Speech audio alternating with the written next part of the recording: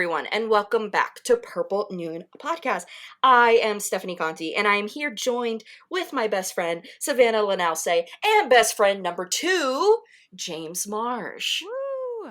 Hello. Well, that is a very nice introduction. Thank you very much. It's lovely to be back. Yes, so for those of you who have been listening for a while, James was a lovely guest on our podcast about what seems to be debatable 2 to 3 years ago, maybe forever ago, maybe since the dawn of Purple Noon, whatever it may be. But finally, and we've been kind of talking about this for a while, and some things were coming up, but finally, we are back and we're here doing a collab, and it is so nice to have you back, James. Oh no, it's my pleasure entirely. I'm been thrilled to see how the channel is continuing on, how your podcast is gaining traction, trying lots of different things, and to be able to come back and talk to you again is a real pleasure. Excellent. Well, for those of you who may have not have listened to the first episode where we brought James on and everything, James is a film critic located in Hong Kong who so graciously reached out to us on our early Twitter days when we were first starting out and really reached a connection with us, and just you were like the ultimate hype man in the beginning. We were just and this is before, we were talking about this before Twitter hell occurred. But we were like, oh my God, someone verified. We were like, oh my God, someone commenting. We were totally freaking out and stuff. And it was such an honor to be able to connect with you, because it was like I remember me and Savanna going, we made it. We did it so quickly too. We made it. We connected with someone who actually does this for a living. And so it is so cool that we kind of have you in our court, and you are mentioned in every single episode still. At the end, you are, the homeboy James, that is your beloved title over the last few years for being such a big Purple Noon supporter. So, of course, just thank you for that. Oh, no, my pleasure. I live for that mention every episode. You just see a new episode scrolls to the last 30 seconds of the podcast. Did they forget? I bet they've forgotten. They've moved on. They've passed that now. And there I am again. I was like, that means it all. You're just waiting to hit unsubscribe to the Patreon. You're like, I just need a reason. I just need a reason right now. I knew it was just a phase you were going through. But no, I mean, that's it's the least I could do just to get the word out and help you. It was actually, if I remember rightly, it was actually a tweet from David Blakesley that I saw first. Yes. And he was like, check these two girls out. They're doing something new and exciting. And so I clicked the link and have been a fan ever since. It's as simple as that. Awesome. And shout out to David Blakesley, also friend of the show, also longtime supporter too. But it's so interesting how we were all able to be connected, and it seems like within 1 week, we had a connection with you, with David, and everything like that. So it was just so cool. And yeah, just once again, happy to have you back. Now with before we get into the movie, because of the times and everything like that, right? So the day we're recording this is August 22nd. I have to know, and what were your opinions on Barbie and Oppenheimer? Oh, wow. Okay. That came out of nowhere. Okay. And to be fair, Savanna has seen both. I have not seen either yet. Oh, okay. I'm going to see Oppenheimer this weekend, so I'm kind of, she's told me what she's thought and stuff, but I'm really curious as to what you thought about both. Okay, fine. Well, get the easy one out of the way first. I mean, Oppenheimer I thought was great. It's sort of, I think I fall squarely into that demographic, straight middle-aged white man. It's just like, okay, yeah, Oppenheimer, tick. That's the audience. No, I thought it was great. It sees Christopher Nolan really maturing as a filmmaker and a storyteller. I think it's the first time that he's tackled, he'd done Dunkirk, but that felt that it wasn't really focused on one particular character. This obviously true story, biopic, historical figure, flawed historical figure. I thought he tackled all of those elements incredibly well, while still infusing the movie, with his very unique storytelling structure, time structure, visual palette, sound design. It all kind of seemed to come together in this sort of really sort of beautiful cacophony of of an experience, an incredibly overwhelming experience. I saw it in IMAX, and then I went back about 3 days later and watched it again. And my friend I went with the second time really enjoyed it, but he was like, "Really, you saw that 3 days ago, and you're coming back to see it again? That was a lot." And I was like, "Yeah," but it was so immersive, I thought, and so powerful. Cillian Murphy's amazing. I put money on it right now. Robert Downey Jr. is going to win an Oscar. Not and that's not just because he's great, but it just all feels like the stars are aligning for him at this moment in his career. It just feels like a safe bet at this point. But I think it's going to do really well. So I'm very, very happy with that, and I think it's one of the best films I've seen this year. Barbie, really, really good, hugely ambitious, very funny, particularly all of the Ken stuff. Yes. The patriarchy, very easy target, but that just means it's ripe for ridicule. And the jokes came thick and fast, and every single one of them, I was just like, yep, guilty, yep, sorry, yep, okay, that's funny, that's really good. And you can't help but just be like, okay, they've got this really squarely on the nose. I feel that when it came to sort of addressing necessary change and, appreciation for women within, to push within the patriarchal structure, I felt that the film obviously realized this is the important bit. This is the bit that we need to get right. And it felt a little bit kind of over workshopped to me, to the point where they ended up kind of hammering the point home a little bit too much. That is exactly what Savanna told me when she saw it.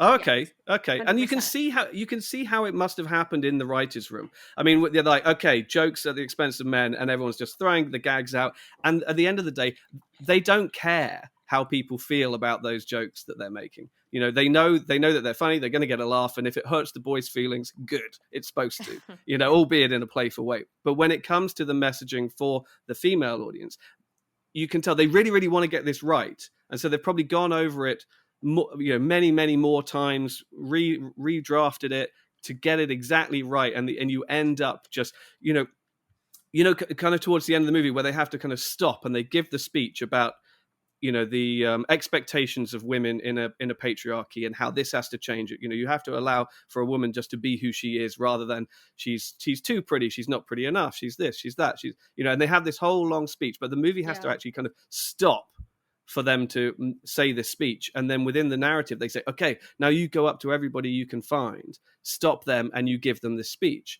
The jokes at the expense of the men felt far more organically woven into the fabric of the story for me, and a lot of the messaging, the sort of the feminist messaging, if you like, felt like the movie had to sort of grind to a halt for them to go, okay, there's something I need to get off my chest, there's something I need to say.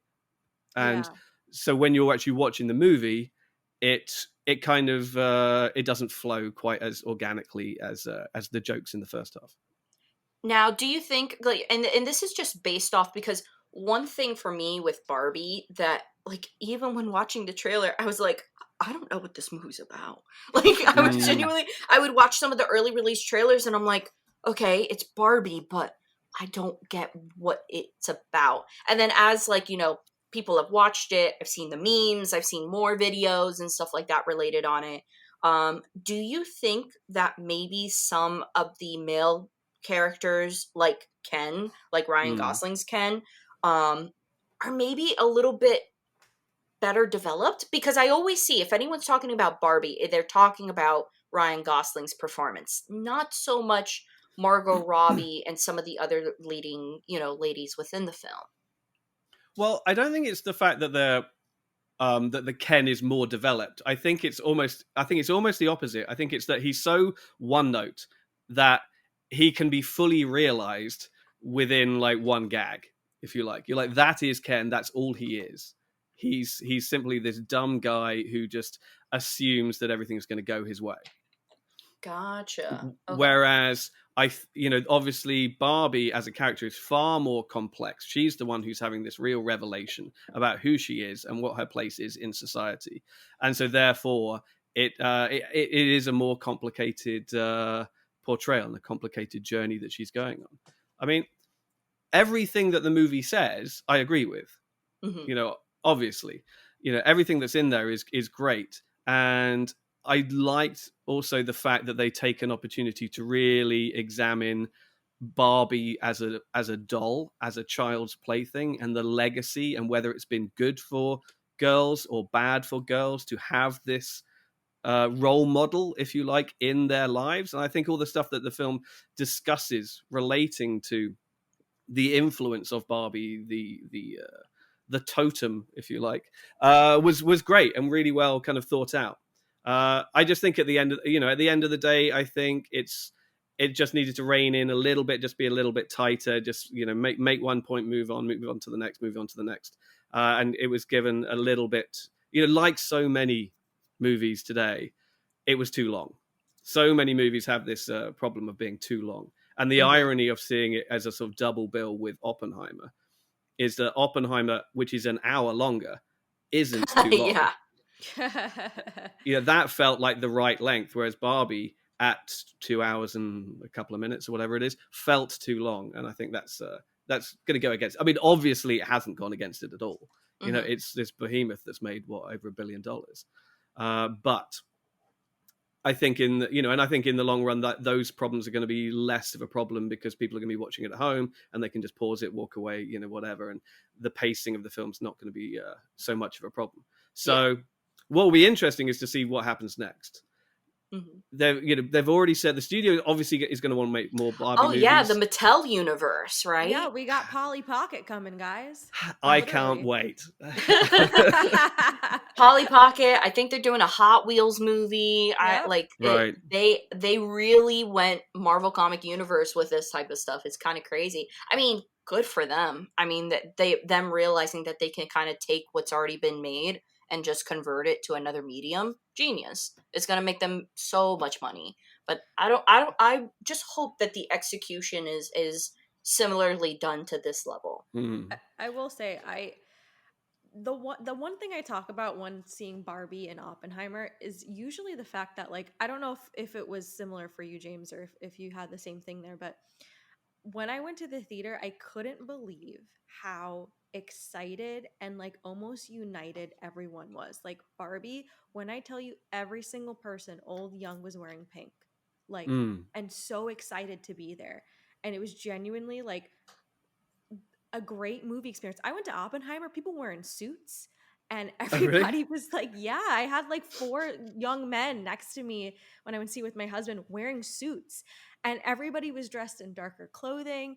And it was the funnest thing, like seeing both movies. I didn't see them back to back because like I didn't want to be at the theater for like 11 hours, but I saw them in the same week. And it was so fun to have like a theater experience like that. Because I had thoughts on Barbie and how I felt about Barbie, and I really loved Oppenheimer, but regardless, like I didn't remember the last time I went to a theater and being like, whoa, everybody is like super into this. Everybody is just excited to be here. I'm excited to see any movie. I like going to the movies. But it was the first time where I looked around and I'm like, oh, like people are like making a day out of this. They're like picking outfits. Like this is a whole thing.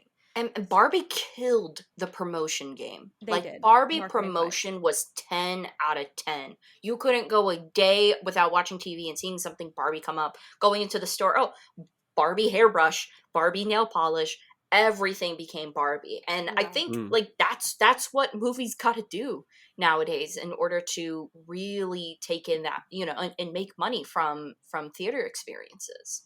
I mean, what's so fascinating about the whole Barbenheimer thing is that it wasn't conjured up in like a marketing department office somewhere, that it was entirely organic. You know, people just came up with it themselves and thought, oh, this is amusing. These 2 very different movies from rival studios are opening on the same day. Wouldn't it be funny if people went and watched both of them? Because they're so different. And then opposites. it just took off and became a thing. I mean, it'll be painful, I think, to watch every studio's marketing department try and recreate that going forward. Oh my gosh. You know what the next one is? You know they're gonna. The next one people were talking about online. It's Saw Patrol. It's the Paw Patrol movie coming out the same day as the Saw movie. So it's called Saw Patrol. Okay, I that's hate actually quite that. good. Yeah, Oh that's god. also, I feel like that's on the same level of absurdity, with Barbenheimer. I think like the Paw Patrol and the Soul is just like maybe like a little bit of a notch more on the absurd scale. Yeah, take your 5-year-olds in for that double bill. That'll be tough. Yeah. That'll be tough. Mhm. But okay, awesome. Because I'm prepping myself to see Oppenheimer this weekend, and I kind of like, and I know I'm gonna like Oppenheimer. I You feel like are. everyone kind of knew they were going to like Oppenheimer, and everyone knew that they were Yeah. gonna kind of like Barbie. So I just wanted to get your opinion because I had already heard Savannah's lovely opinion on it, and yeah, Right. so Okay. I'm excited, and plus I'm seeing it on in the U.S. I don't know if they're doing this in Hong Kong, but it's like National Movie Day, so I'm seeing it for $4. Oh, nice. Okay. Yeah, so I'm also very happy about that. Yeah. No, I don't think we do. I mean, they have something similar, but it's not the same day, uh, and it's because it can be cripplingly expensive to watch sort of IMAX movies here. They're Oh my pretty god, yeah, I pretty saw brutal. a Studio Ghibli film last night in theaters, and like this is a movie that's been out for 10 years. Paid $15. Huh? Yeah, paid You paid $15 for one $15 ticket. to see a 20-year-old movie? Yeah. Really? Which one was it? The Wind Rises, and I was absolutely gutted. I was not expecting the sad part at the end. I left the Oh, theater sobbing. yeah. Well, it ties in nicely with Oppenheimer, kind of. Yeah, Unfortunately. I looked at my boyfriend and I said, "This what an incredible time to watch this movie Yeah. right before Oppenheimer this weekend." So yeah, I mean it was fitting. It totally was fitting. But like every year they do like the Studio Ghibli at AMC. They do like every year, like the fall season and some of the summers. They will re-air like Studio Ghibli, and man, like it's just getting more like it was a packed theater. It was a packed Oh, theater nice. too. So, which is cool. I like when movies do like flashback cinema and stuff like that. And I was telling Savannah that we're going to probably go see Howl's Moving Castle in theaters as well too. So, I'm excited. But we were talking about how much of a behemoth um Oppenheimer is. But we got Yeah. to talk about the behemoth Oh that is yeah. A Touch of Zen. And no joke, IMDb advertises this movie as 3 hours and 20 minutes long. Right. I mean, it's not that long, is it? No, it's like But It's 3. 2 hours and 50 minutes. yeah, yeah. I mean, I kind of know why they say it's that long. Just to get kind of right into it, is that when it was first released back in 1970, 71, the financiers were so nervous about the fact that the director King Hu had made this huge movie that they released it in 2 parts. So they cut it in half, released the first half in I think 1970 and the second half in 1971. And if you remember the sort of pivotal bamboo forest fight sequence in the right in the middle of the movie, Mm-hmm. the first movie, if you like, ends when that finishes. They finish the fight, and then you see Yang, the young woman's character, ride off into the sunset in a shot that doesn't really exist anymore. And then it ends. And then the following year, when they release part 2, they do that whole sequence again because it's one of the best sequences in the movie. And so it Mm-hmm. starts with the bamboo forest fight, uh, and then just goes on from there. And so I think it's the doubling up of that scene. It gives it the combined runtime of sort of over 3 hours. Yeah, Oh, and so okay. for anyone who doesn't know, A Touch of Zen is about it's described as a lady fugitive on the run from corrupt government officials is joined in her endeavors by an unambitious painter and a skilled Buddhist monk. And like James said, it is directed by King Hu. And I'm probably gonna butcher these three names, but I still want to give credit where credit's due. The three main leads of this role are Fang Su, Chun Shi, and Ying Bai are the three main actors and kind of like the forefront of this film. Now, I had never seen A Touch of Zen before, this podcast essentially. I hadn't seen it before. Savannah, did you have any prior experience with A Touch of Zen or anyone within the film or even the director? So I had heard that this movie was a big inspiration for, I think it was Ang Lee. Crouching Yes. Tiger, Hidden Dragon. So that's where I knew this movie from, but I had never seen any scenes or film or anything like that. I just heard about this movie from that. So, James, how did you get introduced to A Touch of Zen? Probably in a very similar way. I think I probably saw it about 20 years ago. So it would have been, shortly after Crouching Tiger, Hidden Dragon came out. And I moved to Hong Kong shortly after that in 2001. And because of the success of Crouching Tiger, Hidden Dragon and Hero, Zhang Yimou's Hero, the following year, there became a sort of resurgence of interest in this kind of sort of classical, old-fashioned Chinese wuxia, as the genre is called, sort of epic, big martial arts period epics. And so China was making nothing but these. And so inevitably the conversation turned to which are the best ones. Mhm. And so I actually picked this up on a pretty poor quality old DVD where, and this is why I was able to answer your question about the runtime a few minutes ago, where it plays the whole movie, but it plays it as two parts on the DVD. And so, just with a kind of sort of intermission in the middle. And so that was how I watched it. And I'd only seen it like that until I think it was Eureka, the British label Eureka, released it on Blu-ray. I want to say about almost 2016, they released it on Blu-ray. And then Criterion released it shortly thereafter. And that was an opportunity to see it again and see it in all its restored glory.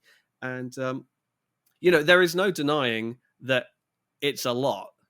It's quite the endeavor to sit through it. It's a long movie that seems to be in no rush to tell its story Yeah. whatsoever.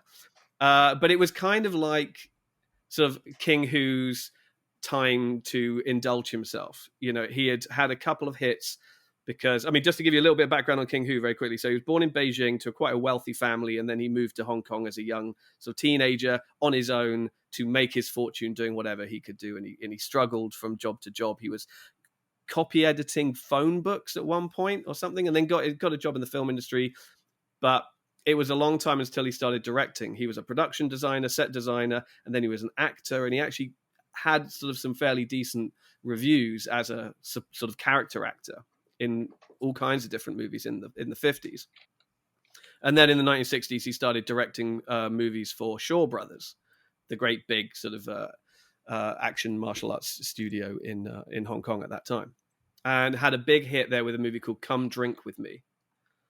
Now, that is also a huge influence on Ang Lee and Crouching Tiger, Hidden Dragon. So if you've seen that movie, because that's about a young female warrior who, again, is on the run, and she goes into hiding, and there's a big set piece in an inn, in a big tavern, very similar to the sequence in the Crouching Tiger, Hidden Dragon with Zhang Ziyi. And that was a massive hit. And then he moved to Taiwan and made a film, a Hong Kong co-production called Dragon Inn, which has been remade many, many, many times over the years since.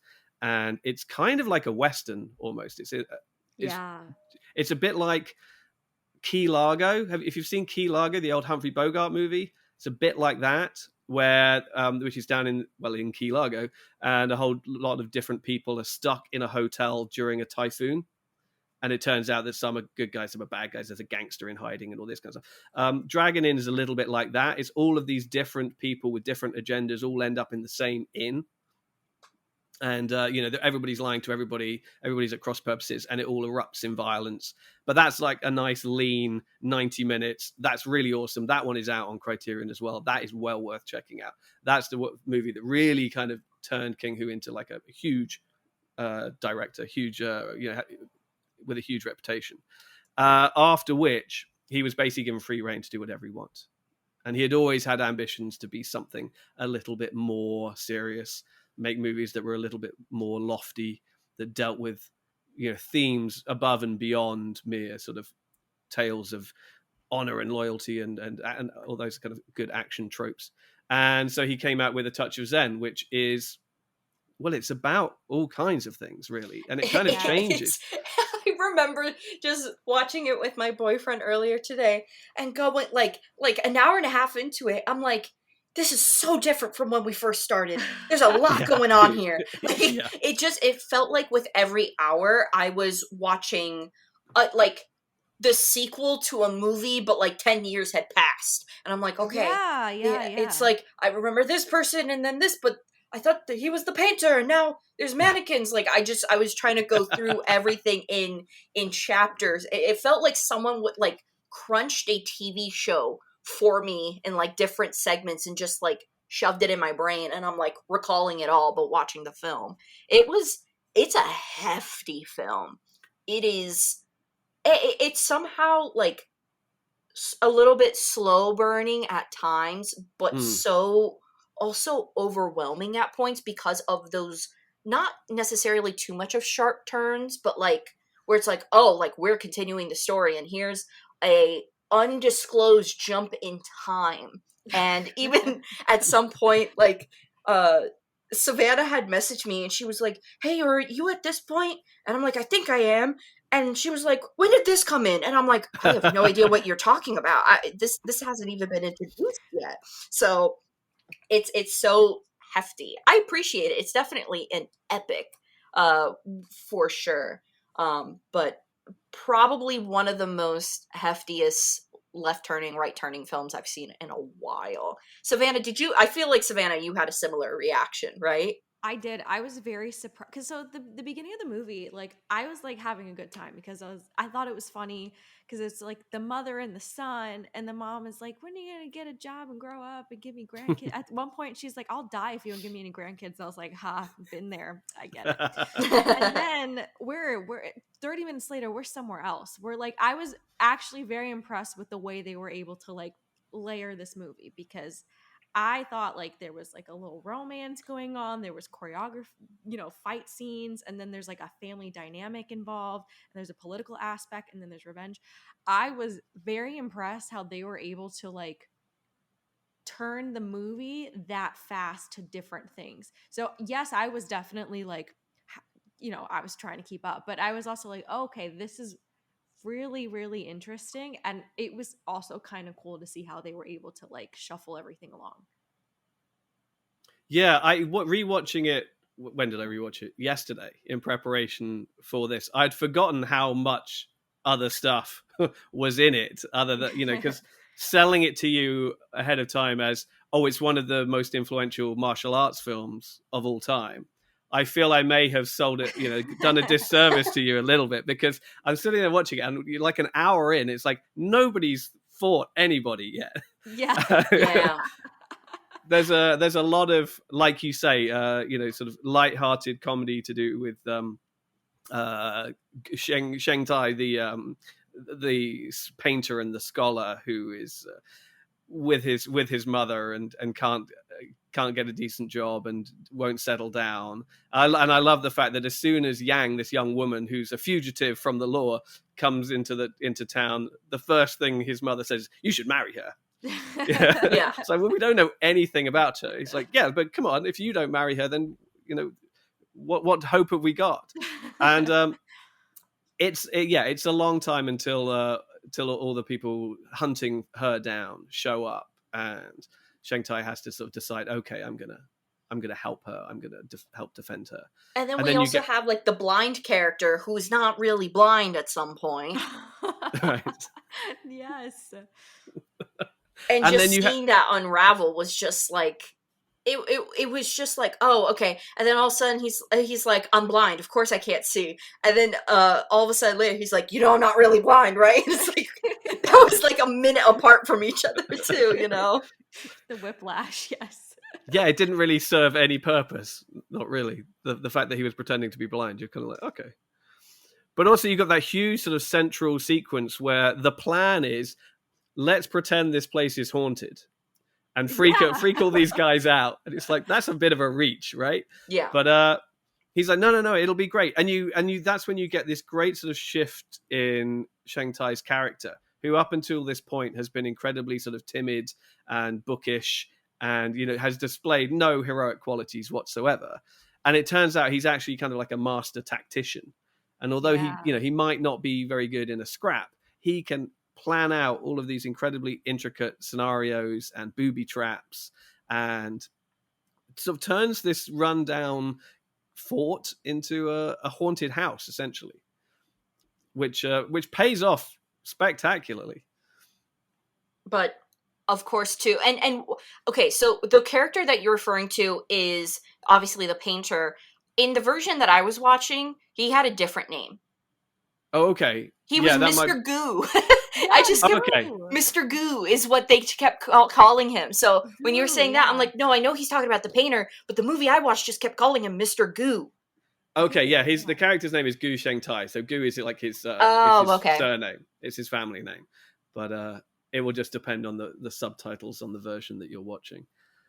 But that's often a legitimate issue, actually. Is that the way that they're translated, because a lot of these names are obviously phonetic, and even when the subtitle comes up saying something, often what you're hearing is not the same thing. Mm-hmm. Right. Because, and I think a lot of that is to do with in Chinese, you don't use people's names very often, and you often just refer to somebody as wife or husband or big brother or cousin or friend or something like that, and so they'll be actually saying wife to their partner, whereas the subtitle will come up and it will be like honey, or even have their name or something like that. So you see a lot of that happening, which can be a bit confusing as well. Gotcha. Okay. Interesting. Yeah, because I was just like Mr. Good, like that was Mr. Because like it's just, and I see it on IMDb, like it's actually like KU, but in the subtitles it spells it as like GOO, like actual like goo, like like slime Right. goo. So I was like, oh, like so. Of course, that stuck in my head. I'm like, his name is Goo. But yeah, I mean, yeah, with that sequence, it's just I really liked that sequence because you really get a full kind of like you can see Goo realize what he's actually been roped into at that Right. point. Yes. yeah, definitely. And I think he rises to the occasion pretty well. Actually, he sort of realizes, okay, this might be my purpose. But then, just as he's sort of comes to that realization, you have the sequence where he's walking through the fort the morning after and just sort of laughing away to himself maniacally at how wonderfully it's all paid off and how all his booby traps have worked so spectacularly. And then the movie takes another like really sort of sharp turn with the introduction of the Taoist monks, abbot, the abbot Hui Yuan, and Yang's decision to sort of go with them. And the whole third act takes this incredibly sort of spiritual turn that Yeah. again wasn't very it wasn't signposted in the first half of the movie. No, and I think one of the things, like in that transition from, realizing what Mr. Goo has like done, and like kind of realizing like the horror of that booby trap, and the reality is that it didn't just scare away. Like there was bloodshed, people died, which is kind of funny, only because he steps over like 40 bodies before Yeah. realizing that everyone's dead. I like how they purposely like do it. He sees the one body in like the home, and then when he comes out we just see everyone dead, but it was already daylight and everything, so that was a little unique. But the thing that's during that transition before it went to like the spiritual third of the film, was Savanna messaged me and she was like, where did the baby come from? And I wasn't even at that point. I'm like, I have no idea what she's talking about. And I'm like, oh god, how far away am I from finishing this? Because I was like, baby, what baby? So, and even still, got to the point, finished the film. What happened? Where did it come from? I felt like I was keeping up relatively well until the baby showed up. I said, oh, okay, we have to go back. And I had to backtrack. The only thing I can think of was the fact that maybe it was like her baby, their baby. It's their baby. Yeah. Okay. Because Savanna messaged me and she was like, when do they even have sex in the film? I'm like, Savanna, they just touch shoulders. That's supposed to be like, there was a part where like he puts his hands on her shoulders and it fades to black. I knew then and there what that meant. Oh, that's it. Yeah. That's it. Yeah. That's all you get. It's game on. Yeah. And I mean, and it's like you say, there are these sort of undisclosed sort of transitions, lapses in time, that happen throughout the film. But yeah, when she gets pregnant and she goes off with the abbot, to complete her training, but also she makes a decision that, you know, the married life is not for her, and she actually recognizes and understands that all Mr. Goo, or certainly all that his mother ever wanted, was an heir. Yeah. And that's why she doesn't even hand over the baby herself. One of the other monks just comes down the hill and just dumps it on a rock with a note that says, "Now you have your heir, off you go." And I don't know that they ever really speak again, do they? I They mean, I think they're also in this. didn't show any type of time lapse. Like, I just saw her, like, Yeah. you know, performing martial arts. Then all of a sudden, like, he realizes, like, it wasn't pretty concrete if there was a transition of time. I mean, there had to be. It just, I was like, was she doing all this while pregnant? Like, I did I thought so just. too. I It, thought it I was missed it. also so dark at some scenes. I'm like squinting at the TV. I'm like, I can't see anything. I know there's a fight scene, but I can't see anything. I really liked the fight scenes. Yeah. Actually, I'm a big fan of Crouching Tiger, Hidden Dragon, and also I think it's what's House of Flying Daggers. It reminded me of that as Absolutely. well. Yeah. Yeah. So I really love them. I thought they were great. I know a lot of people will look at that and be like, "Oh, okay, well that's," but I just the sound effects and the flipping were so dead on. So it was really cool to see that connection. I really enjoyed all the fight scenes personally. Yeah, I mean that's what the film. That's, you know, the enduring legacy of the film is not perhaps its storytelling, but it is the fight choreography and what King Hu was doing, because it was actually quite a sort of innovative piece as well. He had come from Shaw Brothers from Hong Kong, which was which is a big film studio here. So a lot of the fight sequences, they were all shot on a set, and the style of those films was there wasn't much sort of editing or anything like that, and certainly wire work hadn't come into the choreography at that stage, and they would just sort of roll camera and just, you know, rely upon the abilities of the fighters, you know, and a lot of the, obviously the movies at that time, it was, you were a martial artist first and an actor second. So, you know, you became a leading man because you were the best fighter, rather than sort of someone like Keanu Reeves, for example, who's like just an actor who takes on sort of fighting roles in his movies. And so when he came down to Taiwan and he's making movies like this, he was trying something really different. First of all, he's outdoors shooting a lot of stuff on location rather than in a set. I mean, that fort, for example, was purpose built for the movie, and then they waited a year for all of the foliage and the long grass and whatever just to naturally grow out. And so it became so sort of overgrown, and that all happened like for real, naturally. And then they went back and like, okay, we can shoot all those scenes now. And that really hones in on the fact that, like you said earlier, that he really got to take his time with this film and with the creation of it, and just to be like, okay, here's the set, we did all the scenes here, let's come back in 6 months when the wood's rotten, and, you know, we can get a little bit Exactly. and get there. And I was so surprised to find out that this was even like sets. Like, it is such, and when you said like, oh, he had like a history in, you know, like a production, and even I think you even said like maybe set design or something like that. I was like, Yes. oh, that totally makes sense, because this was probably like one of the best looking sets that I've seen. And even though like those fighting scenes were a bit dark at times, one, I do think it was still like whatever light was available was used really, really well with all consideration. Yes. Oh, I think the movie is gorgeous to Mhm. look at.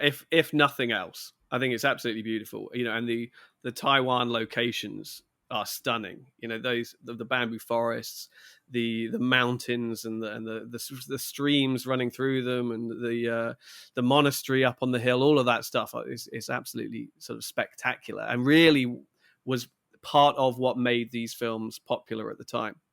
You don't really get that kind of countryside in Hong Kong, which is, you know, the other place where a lot of these movies were being made. I mean, we've got some nice hills out towards the border, but nothing on the scale of what you're seeing in this movie. But also getting back to like the fight choreography, I mean, he was moving his camera a lot. He was reframing actors with it, you know, with his camera in ways that were innovative at the time. You wouldn't see them coming in so close like that, and you wouldn't see them fast cutting like that, and having his characters obviously sort of diving and bouncing in and out of frame. You know, a lot of hidden trampolines, and Yeah. and then these impossible angles, you know, where they're like running up bamboos and then diving back down head first. You know, things like that were wholly unique to his style, and really, were a huge influence on Ang Lee in particular, but also, you know, other Hong Kong filmmakers, John Woo, Choi Hark, all took a page out of his book. Even Quentin Tarantino, you know, in perhaps a little more indirectly, but was definitely influenced by some of his sort of technical aspects as well. Yeah, and there was one scene in particular, and it's like right before they're making that ghost trap that I was so impressed with, and I just wasn't expecting, because it really didn't make a lot of sense to do this type of edit for, you know, the story's time, or even for something like, you know, to come out of 1971. But when they're preparing the ghost trap, there is a scene where the scene is split into 6 different tiles, and we could Oh yeah, see like everyone, and I was like, oh my god, like that was so, you know, interesting to just see like a playful transition period like that, like within the movie, being shown like that. And I thought it was so unique. And even like me and my boyfriend were like, oh, like how do they do that? Like this is film, Yeah. so how did they do this transition and things like how did they, and we were thinking that they probably had to just cut 6, you know, film cells and, you know, make it into like a little apparatus like that. But it was really really interesting, and to see something like that. And even like this is in the midway point of the film. Like this is right. probably like over an hour and a half into the film, and I can only imagine how far into filming in reality King Hu was when he decided to do like this little playful transitional period. So I really really liked that, and I liked how you can tell that there were certain things that King Hu was just like, you know what, let's do a little play around with this, especially in those the fight scenes, and within those very unrealistic like footwork, and like you said, like launching off the trees and things like that, and how he just got very playful with those type of scenes. I really really enjoyed it. Oh sure, yeah. I mean, it's not about grounding the story in realism. It's about having, you know, a lot of fun, and you'd only see that, you know, go on even further when wire work became like a big thing, you know, and you see characters literally sort of flying around and dancing up walls and across roofs and what have you. You know, it's not about them looking realistic. It's just about an expression of the fact that these guys are so good at what they do, so in touch with the kind of the chi, the force, the, you know, the sort of almost magical forces that only the true martial arts masters you know, can tap into, that it transcends, you know, what the human body is capable of. It's kind of like you know, sort of superhero lore in that regards. It actually It's reminded me of Big Trouble in Little China, when they're having oh like the well, fight sure. sequence at the end, and like they're just launching off the walls and everything, and they're fighting and they're moving their swords in the air and stuff. Like it reminded me of like that level of extravagance and stuff. And of course, I know that they probably took inspiration from films Without a like doubt. just then. But it was cool. I was like, oh, like this totally feels like a little bit of Big Trouble in Little China, and you know, realizing that probably took inspiration from this was pretty cool. Yeah, I Now, mean, sorry, go ahead. sorry, No, Savannah, you're go fine. ahead. No, I was just saying the female assassin seems to be like her character is the blueprint for whatever else came out. I mean, she even reminded me of Lady Snowblood, and I wouldn't be surprised. Obviously, I know it's 2 different countries and stuff, but Lady Mm-hmm. Snowblood, any really like what else did I say? Uh, the hard daggers, a crouching tiger. There's another movie I can't think of right now, but she reminds me of the archetype that would become sort of the female assassin, or like lead warrior, female warrior in all these movies. So that's also really cool, because like as I was watching her, I'm like, oh, even acting wise, looks wise, she really does remind me of like all these other women in the films. Oh, sure. I mean, that was something that King Hu did a lot as well. I mean, these 3 big movies that he did, Come Drink With Me, Dragon Inn, and A Touch of Zen, all have a young female protagonist Yeah. who is the expert fighter, played by three different actresses. And actually, in Come Drink With Me, the young actress who plays the lead in that is called Cheng Pei Pei, who plays the old evil woman in Crouching Tiger, Hidden Dragon. Oh, very cool. You know, the villain, if you like, who's behind it all and is trying to sort of control Zhang Ziyi's Yes. character. Yeah. That's Cheng Pei Pei, who plays the lead in Come Drink With Me. So she is an alum of King Hu's films. That's so But cool. you're absolutely right, and I don't think it is a coincidence that films like sort of Lady Snowblood and the like, you know, they were all coming out at the same time. It was all the early 70s, and I think there was a lot of interest in just putting forward, you know, strong female characters in these action movies, just to sort of mix it up a little bit, make it more interesting. You know, when they're churning these out, you know, audiences get pretty tired pretty quickly of seeing just the same thing over and over and over again. And so it's like, okay, well, you know, let's put a pretty girl up front, give her a sword and have her kill everybody. It works, you know, and you know, it obviously helps that they're incredibly accomplished martial artists as well. But yeah, no, I think it's all coming from the same thing, and they were drawing a lot of their inspiration from each other as well. You know, King Hu's movies drew a lot of inspiration from the same samurai films that had influenced Lady Snowblood. I think they were both looking at spaghetti westerns in terms of how they frame action sequences, how they show, you know, how they stage shootouts and duels and standoffs and that kind of thing was all, you know, they were all borrowing from one another. And it was, they had just as much access to Western movies as they did to their own stuff as well. So make no mistake, yeah, everybody was watching everything at that time and all being just as influenced by it as they are today. Well, and one aspect that I also noticed in Touch of Zen that I did see in Lady Snowblood and similar films is, and I definitely think it's for the time and also for both kind of cultures, the idea of ghosts coming into play. And I Yeah. feel like this movie, like, harbored and really cultivated, like, oh yeah, like we started with you know, Gu in the beginning, like before he even meets the female lead. He starts putting like a paper on the wall, and it's essentially like to ward off ghosts. And then all of a sudden she shows up, and then now they create the ghost trap and everything, and then we have that ending with Abbott. And so it's very much the reoccurrence theme of ghost is something that just came up a lot, and it made me like question. I was like, is everyone here just the ghost? Is everyone just fighting here like just a ghost, or is this person a ghost? And like I was just like pointing fingers. I was like, oh, they're all ghosts at some point. Like it was just a huge theme that I felt like was just carried throughout the entirety of the film. And similarly, like with structuring, you know, the female leads of these types of movies, they make them very ghost like, not only in terms of like appearance, but also in terms of like the mysteriousness and how they just show up and, you know, things like that. So was there I guess, was I right, were there ghosts with Abbott potentially and things like that? Like what are your thoughts on that, James? Well, there's definitely, you know, there's a strong belief in sort of superstition and that kind of thing that continues to this day, you know, and the idea of ghosts is very real. The belief in ghosts, very real, very matter of fact. You know, even today in Chinese culture, there is Ghost Month in the summer. It's a bit like sort of Day of the Dead you'd have in some sort of Spanish cultures, where, you know, essentially heaven or hell. They tend to refer to it as hell rather than heaven. Hell opens up, and the ghosts of your relatives sort of come out, and it's a time sort of that you can intermingle and you can pay your respects. They do a lot of Chinese opera during this period, and the front row is always left empty because that's where the dead people will sit.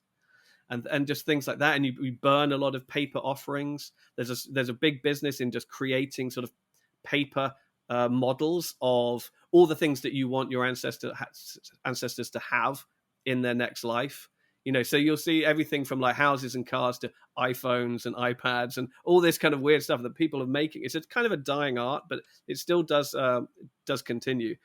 They'll make all these little paper models of stuff, and then you burn those offerings as well as fake money as well, you know, just to give your ancestors something in the next life. So the idea that the two worlds are kind of constantly connected is very, very real. And so it's kind of why Mr. Goo's plan of, oh, let's pretend this place is haunted and that there are ghosts everywhere, is quite legitimate.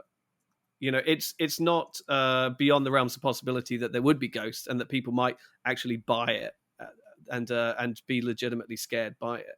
And then it's also vaguely similar when you get into the stuff with the with Abbot Hoy and the sort of the Zen Buddhism element of it towards the end. You know, it is just, we are on a path. They believe in reincarnation. You know, this is just one step on a long journey, and there are powers bigger than our own at play all the time, and that if not dictate, but actually can be influential on every part of our daily life.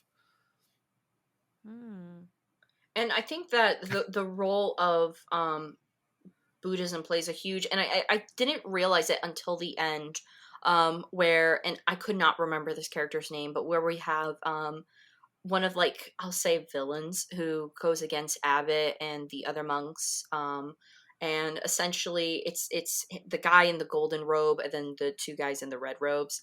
And there's a point where, after, you know, betraying Abbott in a scene, where all of a sudden he gets, like, hit in the head by Abbott, and all of a sudden everything goes to the negative, and kind of realizing that there is supposed to be this thematic of yin and yang. And it kind of made me wonder, was like half of the film, like the first part, supposed to be yin and the other half yang, but especially with the way the filming changed so much. Like, we started at a progressively darkened film, you know, and it just kept getting dark until the midway point, and then from there it lightened over, like literally lightened over the time. Like, I finally got to see the full character fight scenes and things like that. So I'm wondering if that probably played also a huge role in the way that it was filmed and the way that it was paced, and maybe also, besides time-wise, why it was kind of split in half like that. That'd be a cool interpretation for sure. Yeah, no, I hadn't thought of that, and that fits completely. You know, I like that idea, that because it is, you know, about the characters slowly coming to sort of this realization. I mean, the movie literally ends with you staring into the sun. You know, it's that bright, and sort of seeing the way and the path. You know, the monk literally, if he's still the monk, you know, has he actually sort of transcended his physical form and become Buddha himself in that final shot, and he's pointing the way off. You know, that's open to some interpretation. But no, I like that idea. I haven't heard that, but yeah, but that totally fits in with the themes of yin and yang, and you know, the material world versus the spiritual world, and all of that. Yeah, I like that. Thanks. Yeah, it was just something that, like, with the negative and everything, and you know, like, just when that happened, that kind of, I was like, oh, like, maybe, especially when he started bleeding gold. Oh I yeah. was like, oh, okay, this is definitely maybe trying to have some, you know, deep connection with it. And then I was like, well, even though Abbott wasn't presented in every single scene, maybe it was still supposed to be um like a big theme of it all. And I just said, like, I just noticed, I was like, man, this second half of the film is really bright. I was like, everything's turned up here. But yeah, like, I thank you for that compliment. I appreciate it.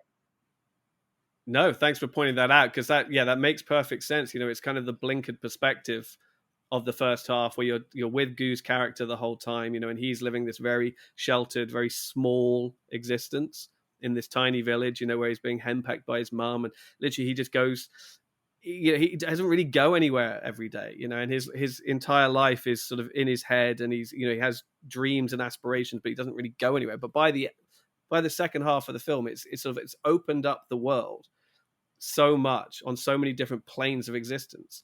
I mean, and as we were saying earlier about the sort of the meandering, almost novel-like nature of the plot, you know, he's barely features in that final act. You know, when he's saddled with his baby, he's not even really there for these final confrontations where the abbot has basically taken center stage, and he is the sort of the most powerful warrior, if you like, right. But does so with minimal effort. You know, he has transcended these trivial disputes, if you like, and he is on a higher plane of consciousness, of enlightenment, of being, and is trying to guide everybody in the right direction. And yeah, if you look at where we're at the beginning of the film and who we're following, and where we are at the end of the film and who we're following, it's come a long way.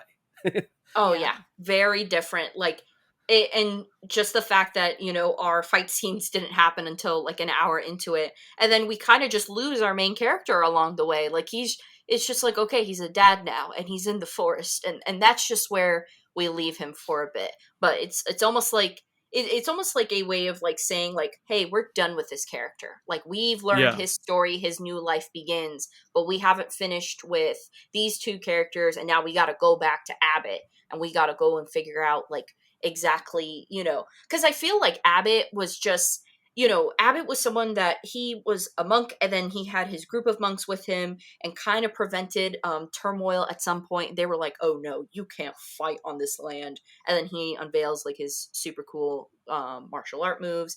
And then I was just like, okay, why are the monks cleaning up the bodies? Like, that was one thing I was like, shouldn't they be like totally distraught and destroyed over what's happened here? You know, it just, and maybe also it's just a metaphor of how you know, Abbott comes in and is like, don't worry, my child, I'll take care of it from here. Go, here's this baby, leave. While he's literally cleaning up all like the bodies and everything like that to happen at this place.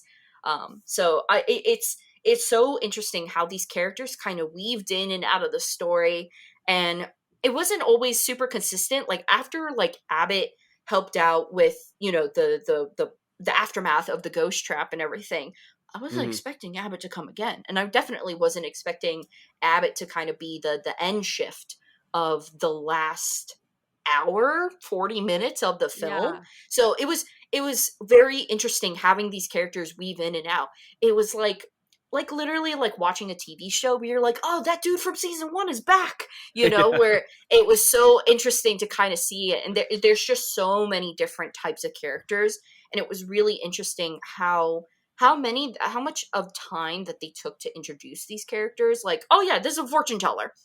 And then like maybe an hour later, I'm like, that was the fortune teller. They announced it an hour ago, you know?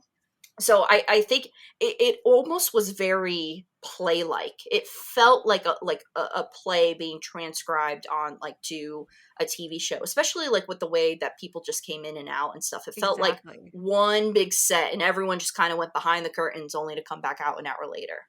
Exactly. That's how exactly I felt. It felt like a play. That's interesting. Did you recognize the actor that played the Abbot? You know, I kept looking at him and I'm like, he looks familiar, but I don't know. I couldn't pinpoint it. But I was like, he does look incredibly familiar. Why? Is it going to be like, am I going to have one of those, oh, of course moments? I hope so. I mean, because about 10, 15 years after this, so he looks basically the same, but obviously about 10, 15 years older. He's Lao Che in Indiana Jones and the Temple of Doom. No shot. Wow. What? Yeah, that whole opening scene in Shanghai at the nightclub. That's him. Oh man, That's so cool. You know, it was just one of I swear I was like, I know that dude. Like it was just one of those things I couldn't like. It was so familiar, but wow! Like as soon as you said that, yeah, totally makes sense. Yep, no, that's the guy. Yep, he's yeah, and he's he was in. It wasn't the only American film he was in. Actually, he popped up in a few other things. I think he's in some Jean-Claude Van Damme movies. Oh, and, awesome! We have to look into that stuff. Mm-hmm. But yeah, and I think like King Hu, I think he was someone who actually emigrated to the US, because King Hu ended up dying in the US and living out his final years over there, and so. There a? Well, I'm trying. What would be? Well, did he immigrate from Hong Kong or from Taiwan? King Hu? Yeah. Well, I mean, he was born in China. He was born in Beijing, and he just kind of moved around a lot. So he was in Hong Kong for a long time, and you know, people here take some degree of ownership of him. I think he's considered Taiwanese just because that's where he did the bulk of his best work, And I think that's why Ang Lee, who is also Taiwanese, has such an affinity for him. But then, yeah, towards the end, like the last sort of decade of his life, he lived in California, I think, and it was quite sad actually. He never quite got. He always had film projects. He wanted to make his big pet project was about the Chinese laborers who built the railways in the US, and he wanted to make this big epic there, and nobody would finance it. And then right at the very end of his life, he actually got financing in the US, That sucks. That's and it all was coming together.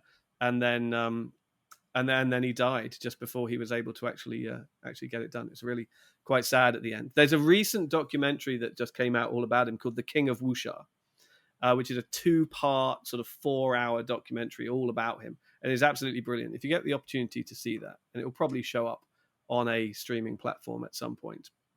Very for cool. sure.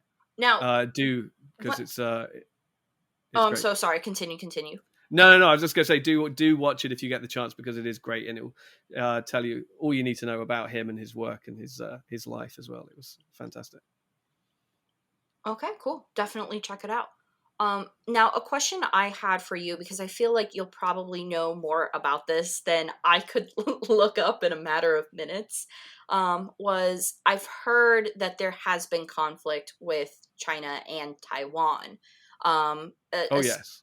In recent histories. Now, was that something that could have been potentially prevalent, or maybe, at the time of the filming of this movie? Was there any type of like that type of conflict occurring then?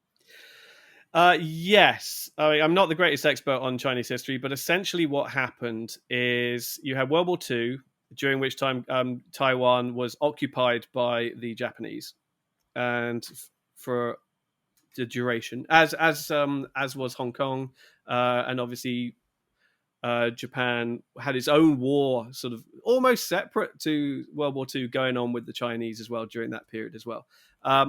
Then there was the Chinese Revolution. After World War II, there's the Chinese Revolution, where Mao Zedong and his Communist Party essentially drove out the current government and rulers, and they fled to Taiwan.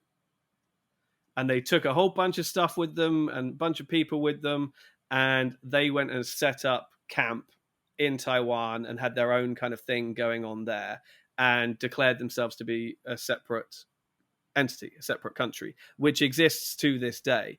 So, but China refuses to recognize it, Right. and it's a real hot button issue.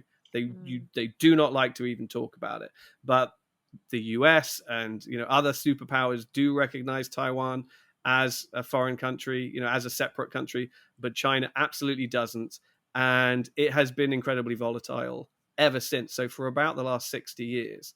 And then within Taiwan, there's been their own things going on, because obviously when this new Chinese government came in, there was resistance to that. And then there was their own sort of paranoia about communists being there and spies being there, working for Mao and the Chinese government.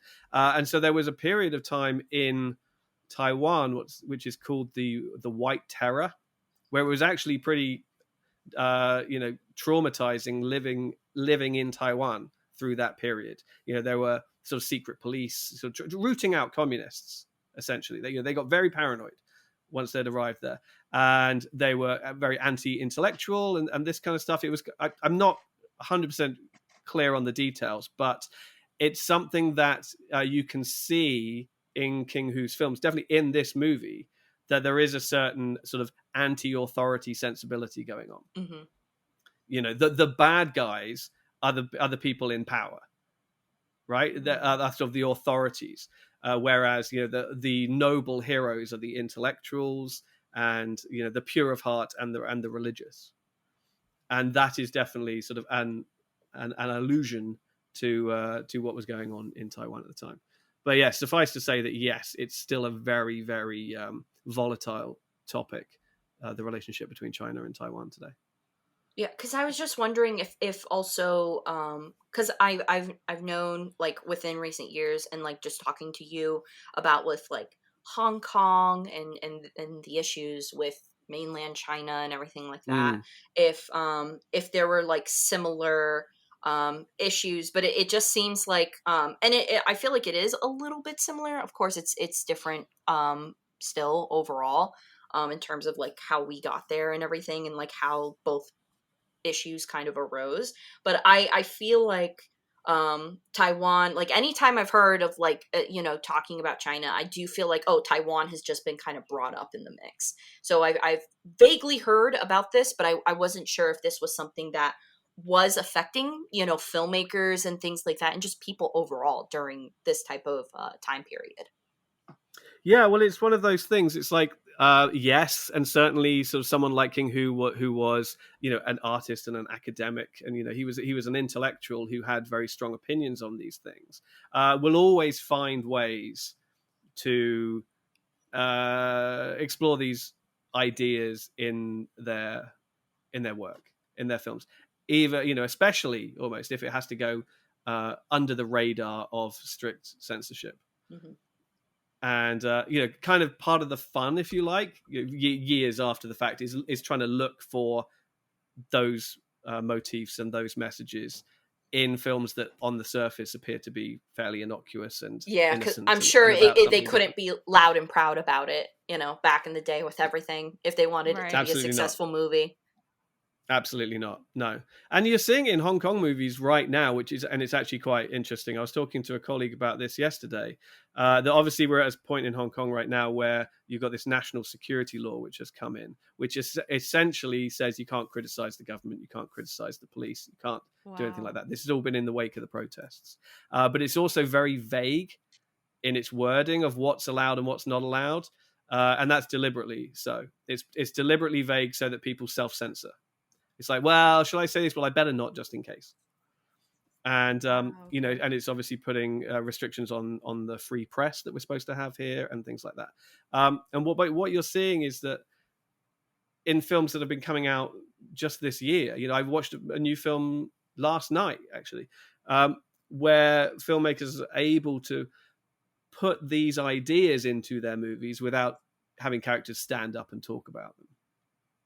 So the big theme at the moment is just the general sense of anxiety and ill at ease amongst the Hong Kong people, and just the uncertainty about the future and their own future and the future of Hong Kong, because no one really knows what's happening at the moment. No one really knows how this is going to play out, where it's going. We know that eventually we will get sort of subsumed into, sort of sucked into mainland China and just become another city in China.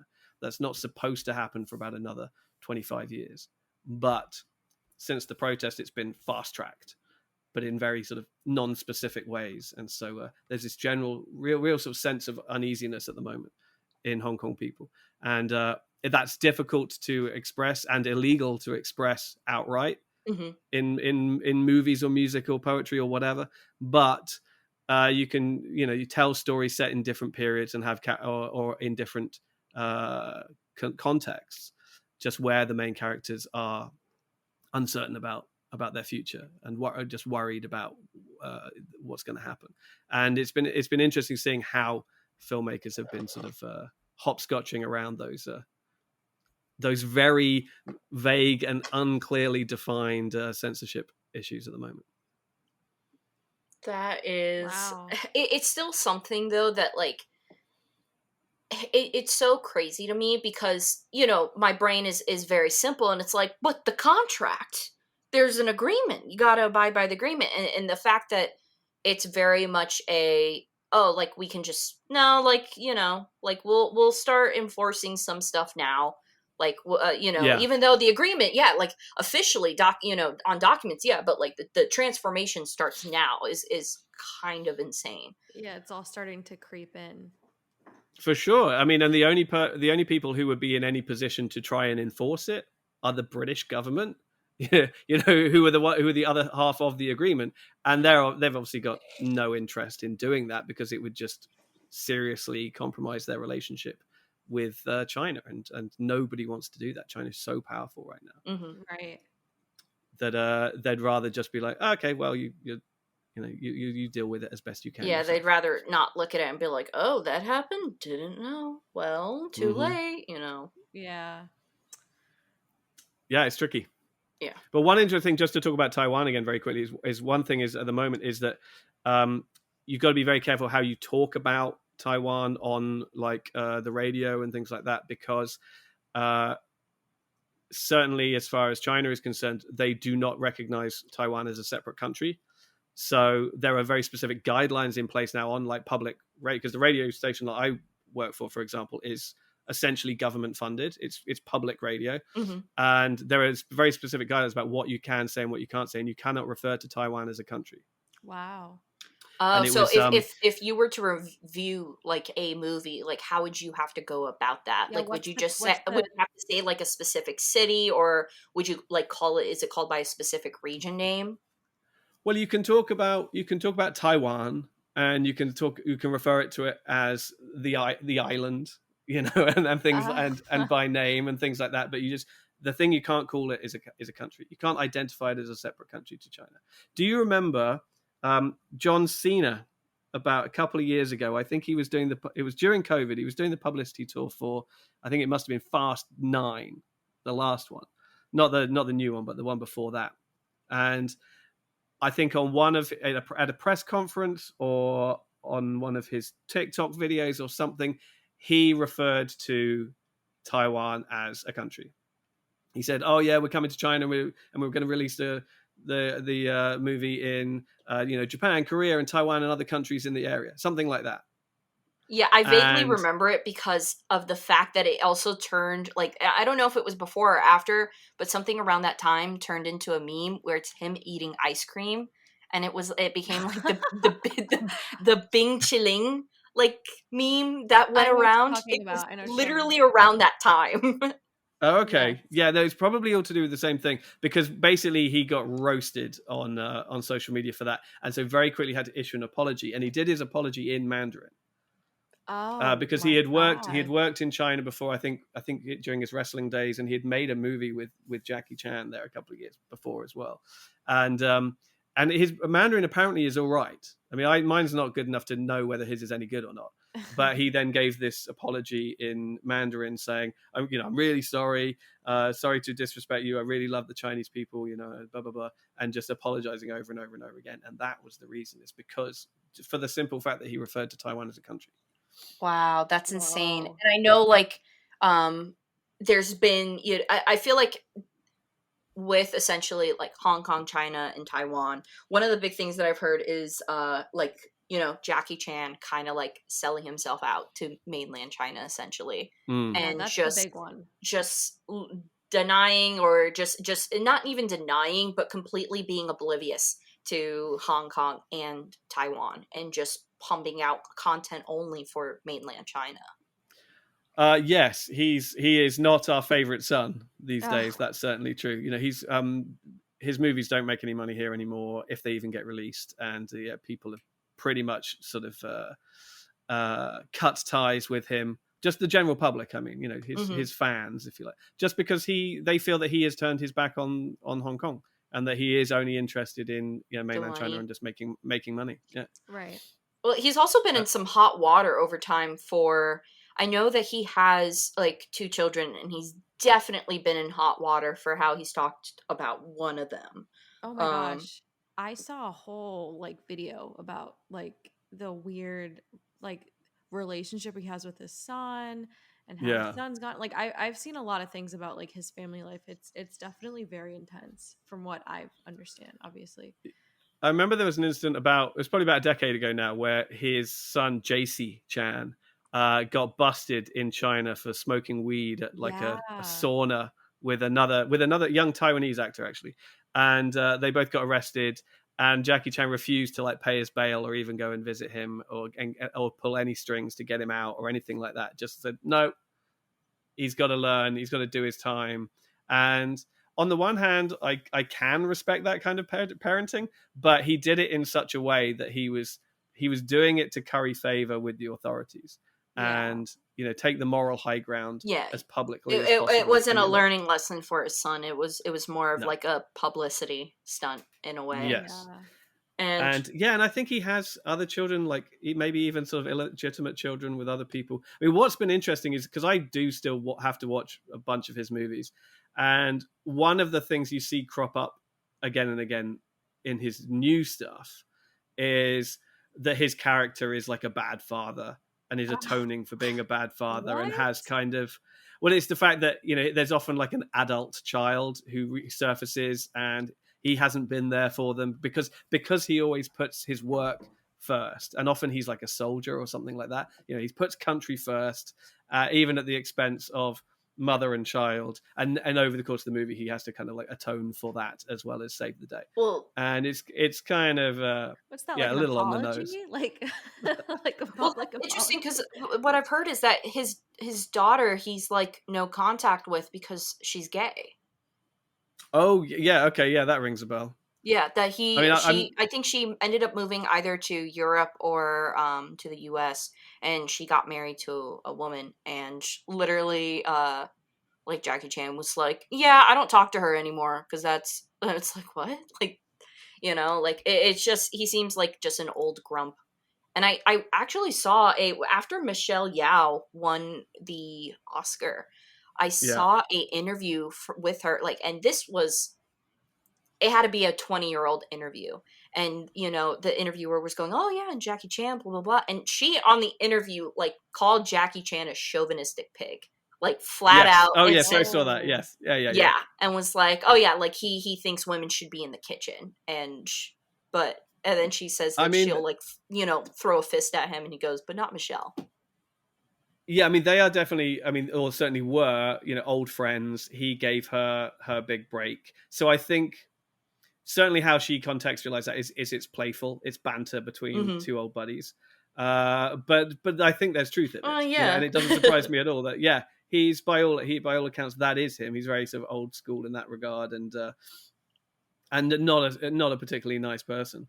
And with the stuff regarding his daughter, that also seems to just sort of play. He's just playing into the perspectives of the Chinese, certainly the Chinese government. They don't have a very positive opinion of homosexuality and that kind of thing Right. in the mainland. So it all just feels like it's a play. Everything is very sort of fake and engineered just to curry favor with the masses in mainland China, and his critics are just seeing straight through it all and are not having any of it. Very crazy stuff. Well, before we wrap up this podcast, I just want to make sure, Savanna, was there anything else that you wanted to touch about on A Touch of Zen? Yeah. So last question I have for James. Do you think this is obviously I think you've seen more films by this director than obviously we have, but do you think this is his best film? Okay, that's not an easy question to answer, really. I think in many ways this is the kind of the summation of everything that he wanted to achieve. I think if you look at the films he made before this, they were building towards something bigger and something more profound. And if you look at the films he made after this, they're kind of more like this, but never quite, I think, land as strongly as this one does. So the easy short answer is yes, probably. Okay. Is it the best entry point into the filmography of King Hu? Probably not. Okay. Actually. And for that I apologize for making you do this one first, because it is a big ask. It is a lot to come into cold. If anybody, including yourselves, are interested in getting a taste for King Hu, Dragon Inn, I think, is a perfect entry point. It's 90 minutes. It's action packed. It's pretty straightforward. As I said, it's many of the narrative tropes and the structure and what have you, I feel like a Western. So you know where you are with it. It's got a far clearer plot and what have you. The funny thing is that what's the fella's name? I've moved my page away now. Shi Chun, who plays Mr. Gu in this, who is like the least able fighter in the movie, is actually a hugely accomplished martial artist. And he plays sort of the male lead in Dragon Inn and is sort of the biggest badass in the country. And that's his character. So that's kind of like a fun flip, defying audience expectations, making him this sort of bookish intellectual in A Touch of Zen. Suffice to say, yeah, if you want to watch another one, and I know it's very easily available, is Dragon Inn, and I think people who are coming to his work for the first time, Dragon Inn is a great place to start. And then I'd maybe say even do Come Drink with Me after that, and then come on to A Touch of Zen if you're still on board at that stage. Yeah, well, just to let you know, so even though that this was a hefty film, we did watch at one point the original 47 Ronin, and it's 4 hour glory. Oh, So wow. we were I personally think that Touch of Zen was way better paced. But of course, we're comparing a 1941 film to a 1971 film. So it feels like, they definitely had time to figure out the pacing and everything like that with these types of movies. But yeah, so 47 Ronin, because I was like, no, I remember 47 Ronin being long, and I looked it up and it says it's 4 hours long. So, but I think this was for how different this movie was, it really was such a unique epic. I feel like that there's so many, and you specifically said that there was a genre for this type of film. What was it again? It's called wuxia, so it's Wuxia,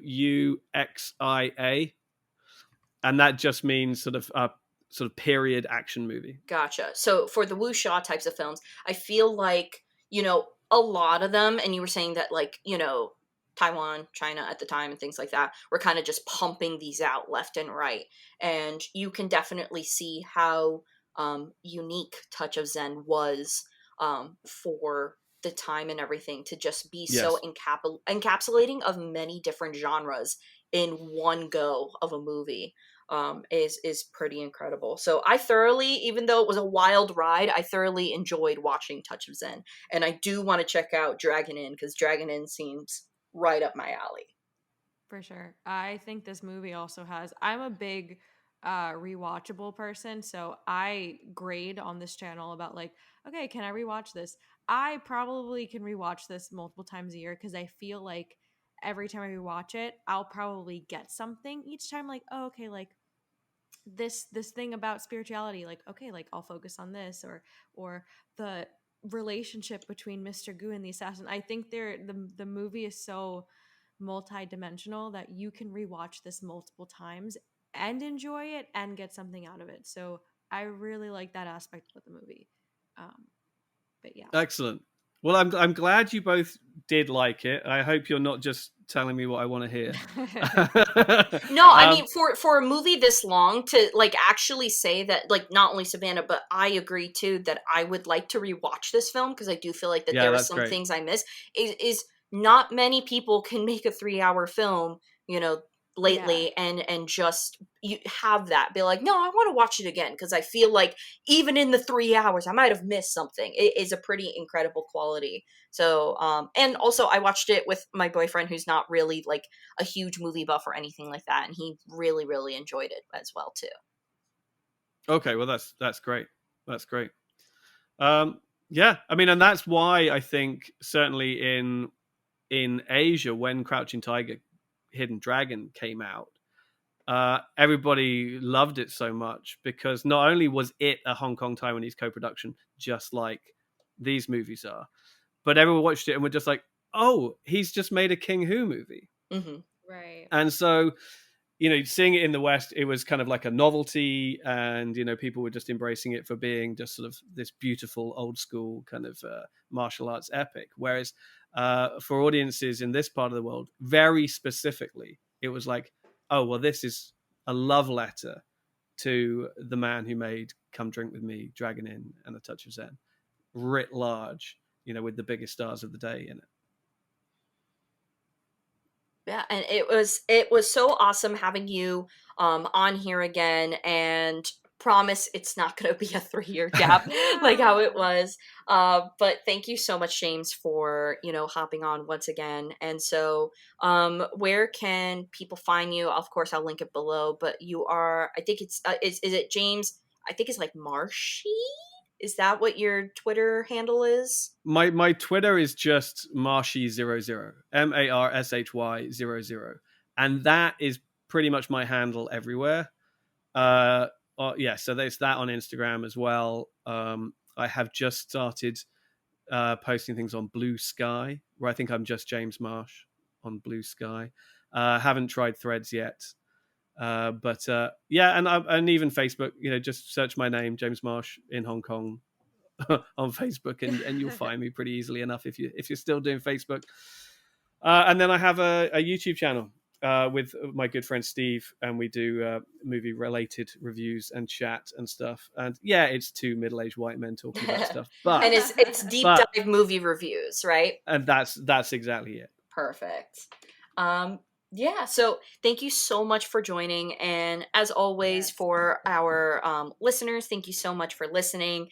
And just to go through, even though we have one of our Patreon members here, Homeboy James, as always, thank you so much to our other Patreon members, like Sensei David, we have our buddy Ryan, we have Danny Boy, and we have Manny Romero. So thank you guys so much for supporting the channel. Please, please, please be sure to check out all the links below and support all of James's endeavors as well too, because what he does is really, really cool. And yeah, thank you guys so much for listening, and we will see you next time. Bye-bye. Bye. Thank you. Bye-bye.